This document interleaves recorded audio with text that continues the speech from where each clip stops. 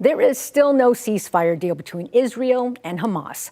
Secretary of State Antony Blinken says Hamas wants to make changes to the current proposal that was already endorsed by the UN Security Council. As Perry Russum tells us, Blinken says Hamas cannot and will not be able to decide the future for the region and its people. Secretary of State Antony Blinken says Hamas wants to make a number of changes to the current ceasefire proposal. Hamas could have answered with a single word: yes. Instead, Hamas waited nearly 2 weeks and then proposed more changes, a number of which go beyond positions that it previously taken and accepted.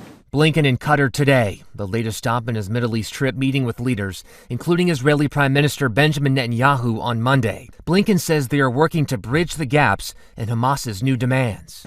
You have to question whether they're proceeding in good faith or not. Early this morning, an unprecedented escalation at Israel's border with Lebanon. The IDF says more than 160 rockets were fired by Hezbollah in Lebanon in a 2-hour window. Hezbollah says it's in response to the killing of one of their top commanders by Israeli forces.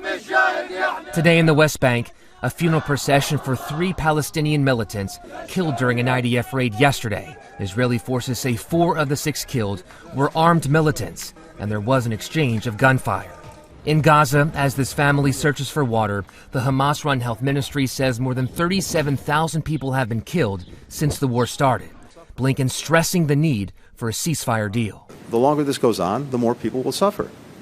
And it's time for the haggling to stop and a ceasefire to start. Blinken says with no deal in place, the war Hamas started back on October 7th will go on. He says he is urgently pushing to close this deal. Perry Russum, ABC News, Washington.